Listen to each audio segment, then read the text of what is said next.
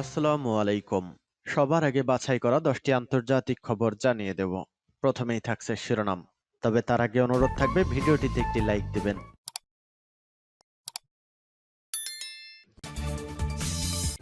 জানিয়ে দিব হাতে থাকা সর্বশেষ আপডেট আন্তর্জাতিক সংবাদ।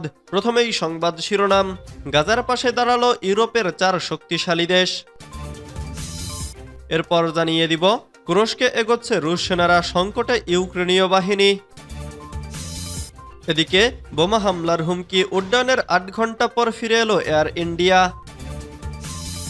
আরও জানিয়ে দিব ব্যালিস্টিক ক্ষেপণাস্ত্রের পরীক্ষা চালিয়েছে উত্তর কোরিয়া। সর্বশেষ জানিয়ে দিব গাজায় অনাহারকে অস্ত্র হিসেবে ব্যবহার, ইসরায়েলের তীব্র নিন্দা জাতিসংঘের। এতক্ষণ শুনছিলেন সংবাদ শিরোনাম, এবারে বিস্তারিত। তবে অনুরোধ থাকবে ভিডিওটিতে একটি লাইক করবেন এবং কমেন্ট করে জানিয়ে দিবেন কোন জেলা থেকে আপনি আমাদের এই ভিডিওটি দেখছেন। আলহামদুলিল্লাহ, গাজার পাশে দাঁড়ালো ইউরোপের 4 শক্তিশালী দেশ। ফিলিস্তিনের অবরুদ্ধ গাজা উপত্যকায় পুনর্গঠন ও অর্থনৈতিক উন্নয়নের জন্য একটি নতুন পরিকল্পনা পেশ করা হয়েছে, যা আরব লীগের অনুমোদনের পর ইউরোপের 4 শক্তিশালী দেশ ফ্রান্স, জার্মানি, ইতালি এবং যুক্তরাজ্যের সমর্থন পেয়েছে। শনিবার 8 মার্চ আল জাজিরার প্রকাশিত এক প্রতিবেদন থেকে এ তথ্য জানা যায়। এর আগে মঙ্গলবার 4 মার্চ কায়রোতে অনুষ্ঠিত আরব লীগের সম্মেলনে মার্কিন প্রেসিডেন্ট ডোনাল্ড ট্রাম্পের বিতর্কিত প্রস্তাবের বিপরীতে একটি বিকল্প পরিকল্পনা উত্থাপিত হয়। এই পরিকল্পনাটির মূল লক্ষ্য ছিল ফিলিস্তিনের গাজা উপত্যকায় জরুরি সহায়তা, বিধ্বস্ত অবকাঠামো পুনর্গঠন এবং দীর্ঘমেয়াদী অর্থনৈতিক উন্নয়ন নিশ্চিত করা। বিশ্বের 4 শক্তিশালী দেশ ফ্রান্স, জার্মান, ইতালি এবং যুক্তরাজ্যের পররাষ্ট্রমন্ত্রীরা এক যৌথ বিবৃতিতে এই নতুন পরিকল্পনাকে সমর্থন জানিয়েছেন।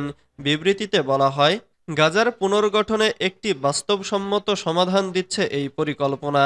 এটি কার্যকর হলে গাজায় বসবাসরত ফিলিস্তিনিদের ভয়াবহ জীবনমানের দ্রুত ও টেকসই উন্নয়ন হবে। এই পরিকল্পনায় গাজার পুনর্গঠনের জন্য একটি ট্রাস্ট তহবিল গঠন করা হবে এবং ফিলিস্তিনি কর্তৃপক্ষের অধীনে অঞ্চলটি পরিচালিত হবে। মিশরের president Abdel Fattah al CC এই পরিকল্পনাকে ফিলিস্তিনিদের নিজ ভূমিতে থাকার অধিকার নিশ্চিত করার একটি উদ্যোগ হিসেবে উল্লেখ করেছেন। তিনি আরও বলেন, এটি গাজার জনগণের জন্য একটি দারুণ সুযোগ, যা তাদের উন্নতির পথ উন্মুক্ত করবে। এছাড়া জাতিসংঘের মহাসচিব অ্যান্তনিও গুতেরেসও এই পরিকল্পনাকে সমর্থন দিয়েছেন। জাতিসংঘের পক্ষ থেকে বলা হয়, এই ধরনের পরিকল্পনা ফিলিস্তিনিদের জন্য দীর্ঘস্থায়ী শান্তি ও উন্নয়ন নিশ্চিত করবে, যা সব পক্ষের জন্য গুরুত্বপূর্ণ। তুরস্কে এগোচ্ছে রুশ সেনারা, সংকটে ইউক্রেনীয় বাহিনী। রাশিয়ার সেনাবাহিনী সোমবার তুরস্ক অঞ্চলে আরও অগ্রসর হয়েছে এবং ইউক্রেনীয় বাহিনীর পিছনে অবস্থান নিয়ে একটি বড় ধরনের ঘেরাও অপারেশন শুরু করেছে। এই অপারেশনের লক্ষ্য হাজার হাজার ইউক্রেনীয় সেনাকে হয় পশ্চাৎপদসরণ অথবা আত্মসমর্পণে বাধ্য করা। রাশিয়ার এই অগ্রগতি এমন সময়ে ঘটেছে যখন ইউক্রেন সৌদি আরবে মার্কিন কূটনীতিকদের সঙ্গে আলোচনার প্রস্তুতি নিচ্ছে। ব্রিটিশ বার্তা সংস্থা রয়টার্স এ খবর জানিয়েছে। গত আগস্টে ইউক্রেনীয় বাহিনী রাশিয়ার তুরস্ক অঞ্চলের প্রায় 1300 বর্গ কিলোমিটার এলাকা দখল করে নেয়। ইউক্রেনের দাবি, ভবিষ্যৎ আলোচনায় তাদের অবস্থান শক্তিশালী করতে এবং রাশিয়াকে পূর্ব ইউক্রেন থেকে সেনা সরিয়ে নিতে বাধ্য করতেই এই পদক্ষেপ নেওয়া হয়েছিল। তবে ফেব্রুয়ারির মধ্যেই রাশিয়া তুরস্ক অঞ্চলের অন্তত 800 বর্গ কিলোমিটার এলাকা পুনর্দখল করে নেয়। গত কয়েকদিনে রাশিয়া একাধিক দিক থেকে বড় ধরনের প্যারাটুপার আক্রমণ চালিয়েছে, যা ইউক্রেনের সরবরাহ লাইন এবং পশ্চাৎপদসরণের সম্ভাব্য পথ বিচ্ছিন্ন করার হুমকি তৈরি করেছে।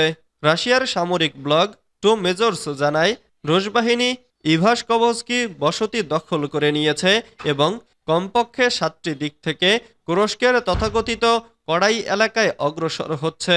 ইউক্রেনীয় বংশোদ্ভূত রুশপন্থী সামরিক ব্লগার ইউরি পোডোলিয়াকা বলেছেন, রাশিয়ার অগ্রগতি এত দ্রুত ঘটছে যে তিনি ঘটনা প্রবাহের সঙ্গে তাল মেলাতে হিমশিম খাচ্ছেন। তিনি জানান, ইউক্রেনীয় বাহিনী তুরস্কের একাধিক এলাকায় আটকা পড়েছে। বোমা হামলার হুমকি, উড্ডয়নের ৮ ঘন্টা পর ফিরে এলো এয়ার ইন্ডিয়া। এয়ার ইন্ডিয়ার একটি বিমান মুম্বাই থেকে নিউ ইয়র্ক যাওয়ার সময় উড্ডয়নের আধা ঘন্টা পর ফিরে এসেছে। বোয়িং 777 বিমানটির ক্রুরা বোমা হামলার হুমকি পাওয়ার পর সেটি গতিপথ পরিবর্তন করে মুম্বাইতে ফিরে আসে। সোমবার ১০ মার্চ প্রতিবেদনে এ খবর জানিয়েছে সংবাদ মাধ্যম এনডিটিভি। প্রতিবেদনে বলা হয়েছে, ফ্লাইটটি ভোর ২টার দিকে মুম্বাই থেকে উড়ে যায় এবং সকাল ১০টা ২৫ মিনিটের দিকে মুম্বাইয়ে ফিরে আসে। ফ্লাইটটিতে ৩০৩ জন যাত্রী এবং ১৯ জন ক্রু ছিলেন। বিমানটি যখন আজারবাইজানের উপর দিয়ে উড়ছিল তখন বিমানের ক্রুরা বোমা হামলার হুমকি পান।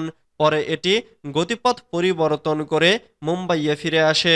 অবতরণের পর বোমা শনাক্তকরণ প্রক্রিয়া সম্পন্ন করা হয়, তবে হুমকি সতর্কতাটি ভুয়া বলে প্রমাণিত হয়।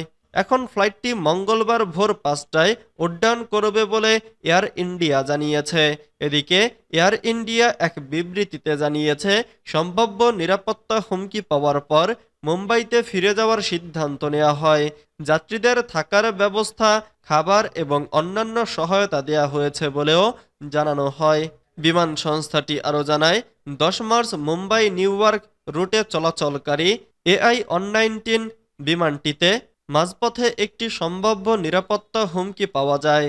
প্রয়োজনীয় প্রোটোকল অনুসরণ করার পর সব যাত্রীর নিরাপত্তার স্বার্থে বিমানটি মুম্বাইতে ফিরে আসে।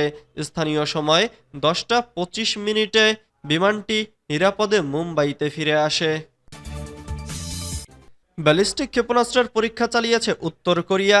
যুক্তরাষ্ট্র ও দক্ষিণ কোরিয়ার সামরিক বাহিনীর মহড়ার জেরে একাধিক ব্যালিস্টিক ক্ষেপণাস্ত্রের পরীক্ষা চালিয়েছে উত্তর কোরিয়া। স্থানীয় সময় আজ সোমবার কোরীয় উপদ্বীপের পশ্চিমাঞ্চল থেকে এই ক্ষেপণাস্ত্র নিক্ষেপ করা হয়েছে বলে জানিয়েছে দক্ষিণ কোরিয়ার সেনাবাহিনী। খবর রয়টার্সের।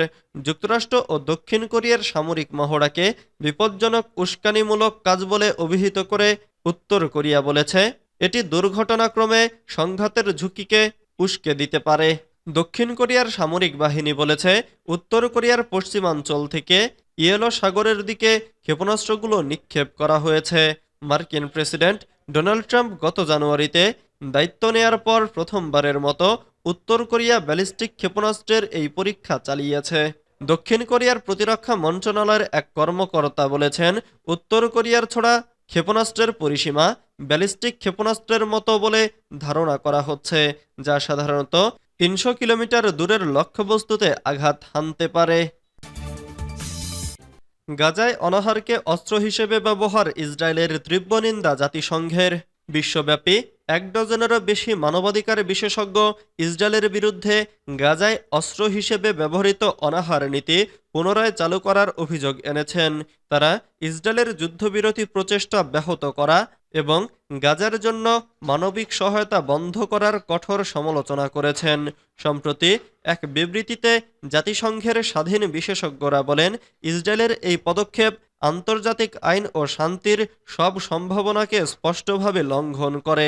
বিশেষজ্ঞদের ভাষায়, আমরা ইসরায়েলের এই সিদ্ধান্তে গভীরভাবে উদ্বিগ্ন যে তারা আবারও গাজায় যাবতীয় পণ্য ও সরবরাহ, এমনকি জীবন রক্ষাকারী মানবিক সহায়তা প্রবেশে বাধা দিয়েছে।